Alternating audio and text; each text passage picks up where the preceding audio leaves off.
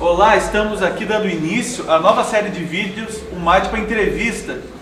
Estamos aqui conosco o pastor Assir de Jeroni Júnior, secretário regional da Sociedade Bíblica Brasileira. Estaremos fazendo uma entrevista ao pastor Assir, juntamente conosco o nosso parceiro Guilherme Bragé. Boa tarde, pessoal. Bem, é um prazer estar com vocês neste momento tão abençoado. E se inscreva no canal, ative o sininho para receber as notificações e se liga na Umadipa no Facebook, no Instagram e em todas as redes sociais. Tudo bom? Olá, gente, tudo bem? É um prazer estar aqui com vocês. Ainda mais para falar um pouquinho da Palavra de Deus, do trabalho em prol da causa da Bíblia e desse encontro da Umadipa aqui em Porto Alegre, que tem sido uma bênção. Amém. Primeira pergunta. Quais as atividades desenvolvidas por um secretário regional da Sociedade Bíblica Brasileira? Boa pergunta. Obrigado. É culpa dele. É culpa dele. Será que o meu chefe vai ouvir isso, né? Vamos lá. Gente, bom, a Sociedade Bíblica do Brasil, ela tem a missão de levar a Bíblia a todas as pessoas. Para levar a Bíblia a todas as pessoas, ela desenvolve vários projetos, vários programas. Programas que são sociais, com presos, com enfermos em hospitais, com cegos, com surdos, com pessoas em situações de vulnerabilidade social. Então, tem esse nicho social da sociedade brasileira que precisa da palavra de Deus. Também levar a palavra de Deus para a igreja. Então, como a gente está aqui num evento como esse, às vezes é uma palestra, às vezes é uma pregação, às vezes é uma visita simplesmente, às vezes a igreja quer fazer uma Bíblia personalizada. Então, a gente tem esse outro nicho que é a própria igreja. E a gente tem o nosso trabalho institucional com diversas organizações. O papel do secretário regional é fazer com que todas essas ações de toda a equipe da SBB, que tem a missão de levar a Bíblia a todas, aconteça de forma eficaz. Né? É coordenar o pessoal que trabalha na área da distribuição, levando as Bíblias, vendendo, doando, é coordenar o trabalho institucional, é trabalhar nessa parte das palestras, enfim, é conduzir o trabalho em uma determinada região. No Brasil nós temos 9 regionais da Sociedade Bíblica. Em cada uma delas nós temos um secretário que executa essa função. Hoje foi abordado o tema desigrejados, né? Eu acredito que o tema que mais atraiu a gurizada, vamos dizer assim, na divulgação do evento, foi esse. Não que o tema que vai ser abordado amanhã, evangelismo, não seja essencial, e eu vejo que ele é essencial, né? A igreja existe para evangelizar. Uma das funções da igreja, uma das missões, a principal missão da igreja. Uma dúvida é a seguinte, né, que muitos devem ter. Essa questão dos desigrejados, ela é de agora, ela é de hoje, século XXI, ou ela já existe há algum tempo, né? Até a pessoa que escreveu a pergunta disse assim, essa questão começou a aparecer, essas pessoas, né, começaram a aparecer agora, ou sumir da igreja agora? Bom, vamos lá. Enquanto um conceito, pelo termo que nós estabelecemos aqui, que é o termo desigrejado, que não é um termo que eu escolhi, não é um termo, um título arbitrário, uma definição arbitrária, pelo contrário, é um termo utilizado na academia, pela sociologia da religião. Então, enquanto esse movimento, a gente coloca ele nesse tempo, enquanto esse nome. Tá? Agora, o que em tese a gente pode definir como desigrejado? Alguém que não está mais andando dentro dessa estrutura institucional onde a Igreja de Cristo se revela. É importante entender, a realidade institucional da Igreja é um fato histórico. Não é que um dia decidiram, hoje a Igreja é institucional. Não, isso foi acontecendo paulatinamente, progressivamente. E é uma realidade necessária para a igreja de hoje. Para você ser igreja, abrir um endereço, ter uma reunião, um ajuntamento, um local, você precisa estar legalizado, você precisa estar de acordo com a lei. Então a institucionalização é uma realidade presente em qualquer sociedade. Tá? Nesse sentido, a gente quando olha para a história bíblica e para a história da igreja, vamos usar o termo daqueles, os sem igreja, aqueles que se afastam da igreja, não é desviado, só se afastam da instituição, não é nova. Sim. A gente tem isso na Bíblia, a gente tem isso, por exemplo, bem descrito no livro de Hebreus, Hebreus 10, 25. Não deixem de congregar, não abandonem a vossa congregação. Ou seja, já na igreja primitiva, nós tínhamos pessoas que se afastavam da igreja. Tá? Na história da igreja, já no segundo século, no ano 155 aproximadamente, surgiu um movimento chamado montanismo, que era um movimento que criticava essa estrutura da igreja. Então veja que essa estrutura, ela não é posterior a Constantino, a Teodósio, como argumentam os críticos da igreja. Não, ela é anterior. Aliás, se você ler Atos e ler 1º e 2º Timóteo e Tito, você vai perceber que essa estrutura, essa institucionalização, um local para se reunir, um pastor para liderar, uma oferta que se arrecada, já é presente na igreja primitiva. Tá? Então essa crítica já surge ali no segundo século e no decorrer, mais de uma dezena de movimentos se levantam contra a igreja como instituição. E agora, esse movimento é mais um reflexo dessa história toda de deserção, como também desse momento que nós passamos, que é o momento da pós-modernidade, da falta de vínculo institucional em toda a sociedade, que também se representa na igreja. Na sua opinião, quais fatores você acredita que crie um desigrejado? Seria alguém que se entristeceu, ou o pós-modernismo, a pós-modernidade que faz com que cada um fique na sua casa e assista o culto pela internet, pela transmissão?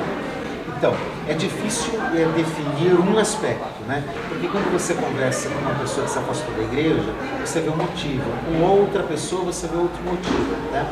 Mas, de certa forma, há uma série de fatores que estão potencializando isso. Como eu falei na palestra hoje, eu acredito que nós temos que dar a mão à palmatória. Realmente, nas instituições, estão acontecendo fatos, coisas, procedimentos, comportamentos que estão fugindo, muitas vezes, da simplicidade do Evangelho. Né? Tem muita igreja séria no Brasil, tem muito líder sério no Brasil, muita gente de Deus, mas também tem os picaretas da fé. Aliás, não é só na fé, tem bom advogado e advogado picareta. Tem bom médico, a gente viu agora nesse tempo que a gente está vivendo, um médico no Rio de Janeiro que realizou um procedimento incorreto e contribuiu para a morte de uma paciente dele. Então tem gente que não presta em tudo quanto é lugar. É lógico que na caminhada da igreja, por ser ela formada por pessoas que erram, também tem pessoas que vão errar dentro da igreja. E alguns não conseguem entender isso, não conseguem diferenciar isso e saem. Tem muita igreja também que perdeu o seu foco. Não está mais evangelizando, não está adorando a Deus, não está submetida à palavra de Deus, e por virar uma instituição voltada talvez para o dinheiro, para o poder, tem perdido o foco. Então isso é uma contribuição. Mas também tem um lado pessoal, né? O divórcio, por exemplo, cresce hoje porque as pessoas não querem lutar pelo casamento. Não querem lutar, não, eu vou ficar junto, eu casei para ficar com a minha esposa, ou a esposa com o esposo. Não dá certo, vou embora. E tem gente que está na igreja que fala, aquilo está errado, então eu vou embora. Né? É o exemplo que eu dei hoje, eu repito isso. Eu não posso jogar o bebê fora junto com a água suja da banheira. Então, o bebê é importante, a água suja eu jogo fora. Na igreja, tem coisas boas e coisas ruins. Coisas ruins podem ser melhoradas, eu posso fazer parte para melhorar, e as coisas boas estão aí. A igreja é a maior agência de Deus nessa terra, na recuperação de pessoas, na salvação de almas, e por isso que nós devemos valorizar a igreja. E pastor, ainda nesse tema desigrejados, tem muitas pessoas que hoje em dia elas cultuam a Deus, né? Pelo menos na ótica delas estão cultuando a Deus da maneira certa, mas nas suas casas, orando, louvando, estudando a Bíblia nas suas casas. Elas estão certas ou estão erradas? Então vamos lá, eu posso ter uma vida com Deus onde eu estiver, onde eu estiver. Eu posso estar numa ilha isolada e lá eu tenho uma vida com Deus. Lá, se eu estou com a minha Bíblia, eu posso ler a minha Bíblia, eu posso cultuar a Deus, eu posso orar, eu posso cantar. Isso é um fato. Vida com Deus não depende de igreja. Uma vida devocional. Uma vida devocional, uma vida cristã não depende da igreja. A igreja contribui. Você ouve uma palavra que me instiga a melhorar, que me instiga a orar mais, isso pode me ajudar. Tá? Mas não é uma relação totalmente dependente. Não. Agora, há um equívoco muito sério hoje, que as pessoas dizem assim, eu sou igreja, você é igreja, você é igreja. Não, você isolado não é igreja, você isolado não é igreja. Agora nós somos igreja. O termo igreja no Novo Testamento é o termo que Jesus usa em Mateus, e o termo que é utilizado depois é eclésia, que é chamado para fora. Chamado para fora do quê? Para fora de suas casas, para um ajuntamento. Perfeito. Então, desde o povo de Israel, povo de Deus é um povo que se ajunta. Lá em Deuteronômio a gente tem, Deuteronômio 4, 8, 9, ajunta, reúne este povo para ouvir a minha palavra. Povo de Deus, lá no Antigo Testamento. No Novo Testamento, Atos 2 estavam todos reunidos no mesmo lugar. Ali começa a igreja. Então, igreja é reunião, igreja é assembleia. Pode ser num templo, como pode ser dentro da casa. Ali a igreja está reunida. Como pode ser num parque, num culto.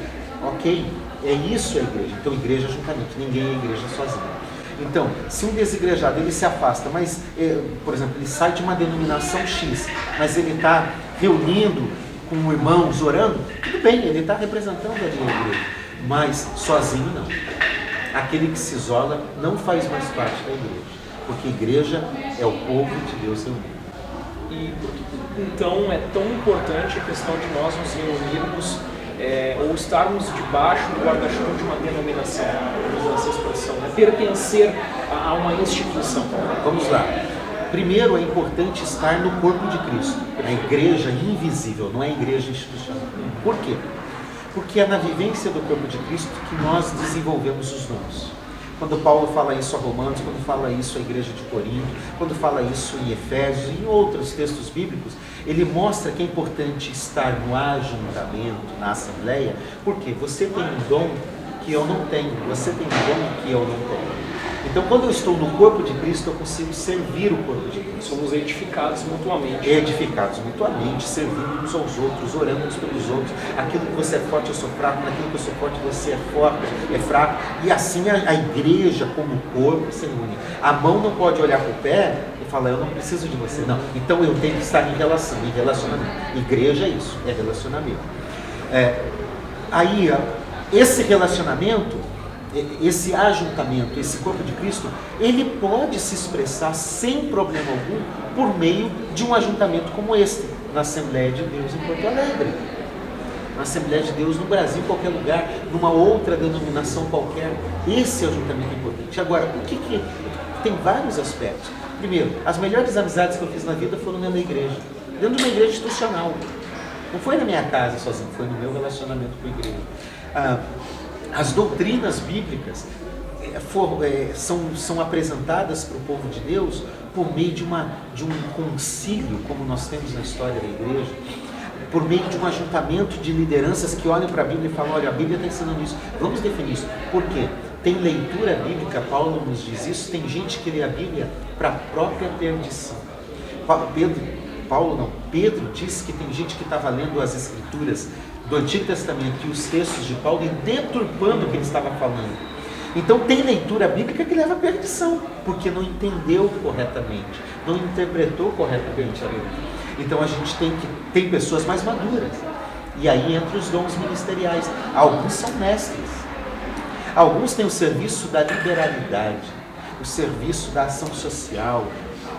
Talvez esse execute muito bem isso, mas não consiga interpretar corretamente a Bíblia. E aí Deus instituiu líderes, ministros, presbíteros, pastores, bispos, presbíteros, diáconos, que conseguem trabalhar essa liderança e dar mais segurança na hora de pregar, na hora de explicar a Bíblia.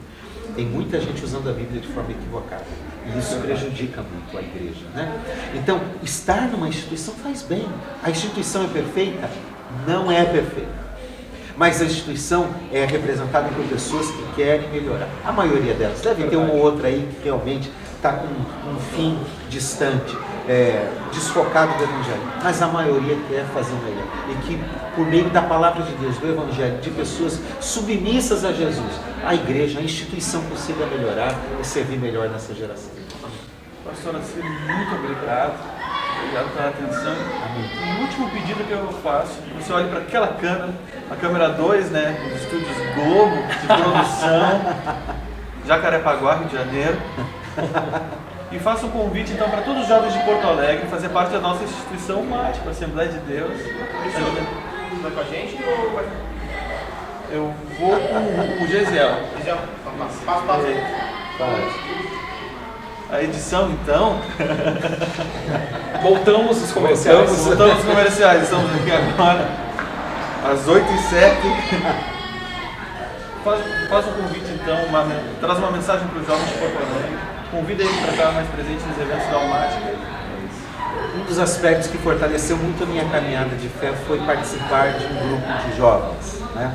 Eu quero te desafiar a participar, a se envolver, a estar nesse ajuntamento, a estar nesse grupo que partilha da palavra de Deus, que ora junto, que aprende a palavra de Deus junto, que ora um pelo outro, que um ajuda o outro, que um estimula o outro.